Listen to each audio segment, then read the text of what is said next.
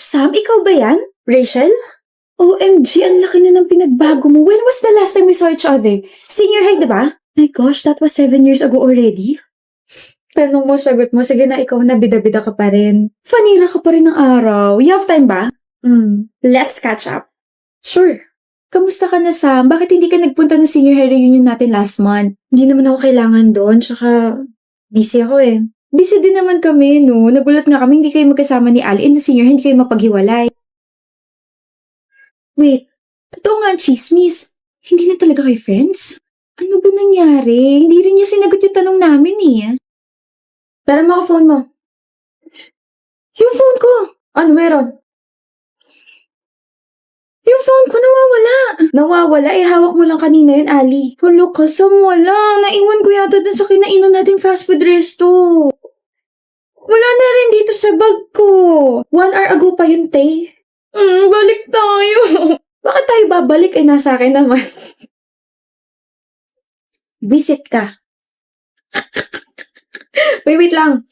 Ang dami pala nagagandahan kay Ali, no? Most of the boys sa section natin nagagandahan sa kanya. I mean, what's so special about her? Honestly, napapangitan ako sa kanya. Pag-untugin ko kaya kayong dalawa. Sam, ang bait niyo sa harap niya tapos ganito kay behind her back. Staplerin ko kaya yung mga bibig niyo. Tignan niyo nga yung sarili niyo sa salamin. Mahihiya yung kulangot ni Ali sa kapangitan ng ugali ninyo, mga pangit. Sino na naman kaaway mo? Sila Gia, pinaplastic ka lang pala ng mga yun. Oh, well, tandaan mo to, Alia. Maganda ka, tsaka matalino ka. Halika, lilibre kita ice cream. Gusto ko yung pinakamalaking ice cream. Shh, manahimik ka nga, tig 10 pesos lang yung kaya ko. Break na kami. Ha? Bakit? I was rooting for you guys. Akala ko forever na kayo. No, magkabalikan kayo, Sam. 3 years. Sayang yung 3 years. Niloko ko eh. Seryoso? Saan pupunta? Sasapakin ko lang yung ex mo. Hoy, ano ka ba? Parang siya yung biglang niloko, ha? Hoy! Ba't ganyan itsura mo? Magkaiba na tayo ng school, Sam. Mamimiss kita. Ano magagawa ko? Hindi ko naman afford yung papasukan mo school. Ako na lang magpapaaral sa'yo. Manahimik ka nga. Pwede naman tayo magkita palagi. Isang chat or tawag mo lang. Sige, pupunta na ako agad sa bahay niyo. Okay. Bakit, Sam? Oh, nasa tapat ako ng bahay niyo. May dala akong pizza. Huh? I miss you, best friend. Bakit nandito ka, Sam? Sabi mo last week magkita tayo ngayong araw. Sabi mo mismo na yung best friend mo. Duh. Sinabi ko yun? Sam, kasi, I'm with my college friends and we're currently hanging out. Pwede bang next time na lang? I promise babawi ako sa'yo. Ganun ba? Sige, next time na lang. Uwi na ako. Yay! Huh.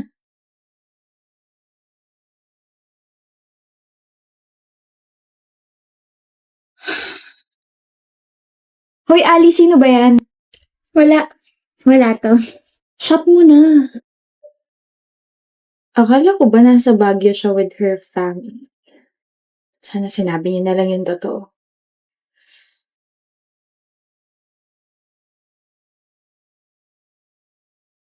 Sin! Happy birthday! You're here, Sam. Malamang nandito ako. Best friend mo ako eh. Tsaka hello, nagsend ka kaya ng invitation sa akin. Nasendan kita ng invite. Ang invited lang kasi ngayon yung mga kaibigan ko. Hindi ba tayo magkaibigan? Magkaibigan! I mean, blockmates. Yeah, invited kasi ngayon, mga blockmates ko and... Sige, alis na lang ako. Next time na tayo mag-celebrate. No, Sam. You can stay. We'll hang out later. Tapos, ano ba? Ipapakilala sa mga blockmates ko and then... Oh my gosh, Ali!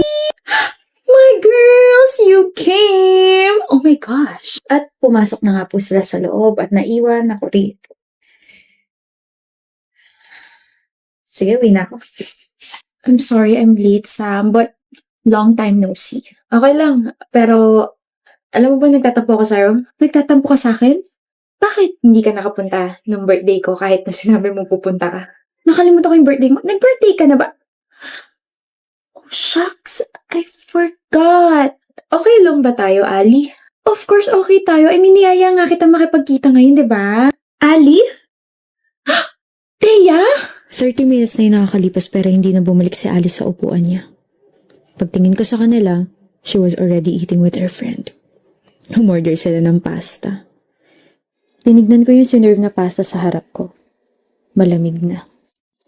And that hit me. We don't have anything in common anymore.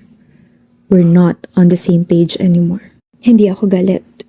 I will still be happy for my best friend because she found new friends that can bring out her energy more. I will just sit here, eat my pasta, and when I get home, I'll think about our high school memories and will treasure them forever. Sam! I said, ano ba nangyari sa inyo ni Ali? Nothing happened. We just, grew apart. That's all? That's all. Kaya huwag ka ng chismosa dyan, kain mo na lang yung pagkain mo. Damot sa information. Nanalo tayo, Esther. What if mag-celebrate tayo? Ayoko, ikaw na lang. Minsan lang, dali na mag-celebrate na tayo. Oh, Esther, okay ka lang? Ano ba? Ano bang problema mo? Esther, kumain ka na. Ano, Esther, hindi mo pa rin ako papansinin? Nung nagising ka, wala ka man lang reaction kung bakit nandito ako.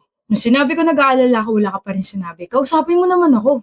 Hindi mo na dapat ako dinala dito, Rave. Napaka-OA mo, tsaka bakit nandito ka pa? Kasi, iwan mo na ako, kaya ko na sarili ko. Acid reflux lang to, makakalabas din ako maya-maya. Lagi ka raw nandito, ibig sabihin, hindi mo inaalagaan yung sarili mo, Esther. Ano ba yung nasa utak mo, ha? Puro aral na lang, ganun. Tapos ano, pagkain mo, mga libro. Baka hanggang sa panaginip, nag-aaral ka pa rin. Paano magagawa ko? Hindi naman ako katulad mo na mayaman na pwedeng pa-chill-chill lang sa tabi. Kailangan ko ma-maintain yung scholarship ko, Rave. Just let me help you. Hindi ko nga kailangan ng tulong mo. Umalis ka na, sabi. Tigas mo, Esther. Alam mo ba yun?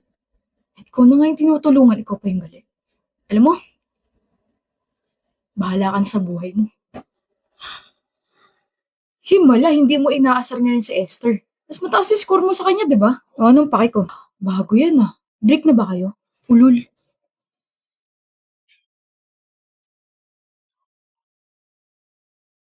Esther, tumawag kayo ng ambulansya. Esther, gising! Ano ba yun? Akala ko. Akala ko nahimatay ka na naman. Huwag ka nga matulog ng ganun. Parang hindi ka humihingi. Nakatulog lang ako, Rave. Tsaka, akala ko ba bahala na ako sa buhay ko? Akala ko ba? Parang paki ko. Ay! Nahiya! O, pagkain. Mamaya, kain. Sasabayan kita, Esther. Kumain ka muna. Busog. Sorry. Sorry saan? You were just trying to help me pero tama yan, Esther. Maging aware ka sa ginawa mo. Nangaasar ka ba, Rave? Pinaparealize ko lang sa'yo na mali ka. Di mo rin naman ako natiis. Di mo kasi alam kung gaano kakaputla nung dinala ka sa ospital. First time kong makakita ng ganun, sobrang nag-alala ako, promise. Akala ko nga mamamatay ka na tapos malaman-laman ko na pabalik-balik ka pala dun, hayop na yan. Ganito pala yung feeling, no? Na may nag-aalala sa'yo. How about your parents? Parents? May mga sariling mundo yun. Sugal ang mundo ng mga yun. Naawa ka? Hindi. Bakit natahimik ka? Iniisip ko lang kung paano ko sasabihin na kung hindi mo kayang alagaan yung sarili mo, edi ako na lang gagawa nun. Tss. Nga pala, bakit mo ako tinutulok pala yung nasa ospital tayo ha? Sungit-sungit mo. Ayoko kasing ma-attach sa isang tao. Okay, hindi ako komportable. Babaguhin natin yan. Wala ka nang kawala, Esther. Hindi kita lulubayan. Ako na mag-aalaga sa'yo eh. Anong ginagawa mo rito sa tapat ng bahay namin? I'll be fast. Gusto ko lang ibigay sa mga to. Ano to mga to? Isang paper bag, nandiyan lahat ng mga ginawa kong reviewers for our upcoming exam week. Alam ko meron ka na pero mas makakatulong kung babasahin mo rin yung akin para mas lumawak yung understanding mo. Oo na, ikaw na mas matalino sa akin. Matagal ko na tinanggap yun. Talaga? Etong isang paper bag, pagkain natin. Huh? Dito ka kakain? Bawal. Hindi, hinatid ko lang, tapos pagka-uwi ko, makikipag-video call ako sa'yo para sabay tayo kumain. Kung okay lang din, sabay na rin tayo mag-aral. What do you think? I think, kailangan mo nang umuwi. Sabay tayo, huwag mo munang kakainin nga, magtatampo ko. Babush!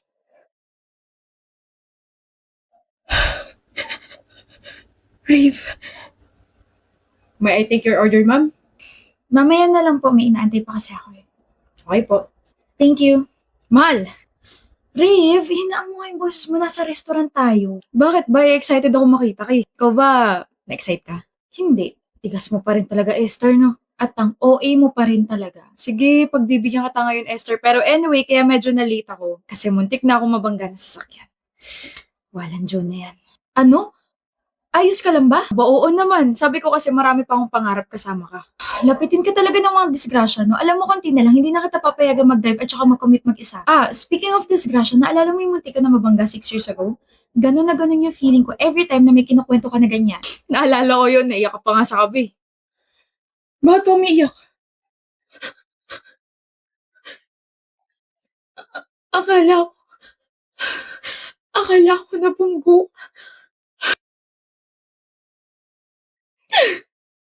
Alam mo ba, yun yung time na na-realize ko na gustong-gusto na talaga kita. Like, what if nabangga ka talaga? Eh di napahiga na ako nun. Sayang, sana tinuloy mo na tapos doon ka na natulog. Alam mo, mahal, wala ka pa rin kupas. Ang corny-corny mo pa rin mag-joke. Sabi ko naman kasi sa'yo, mag-enroll ka na sa club ko. Club? The Anti-Kakornihan Club. O, saan ka pupunta? Sa CR, sama ka. Pwede? Manahimik ka nga dyan. Love you, Esther. Oo na, I love you too. Kilig.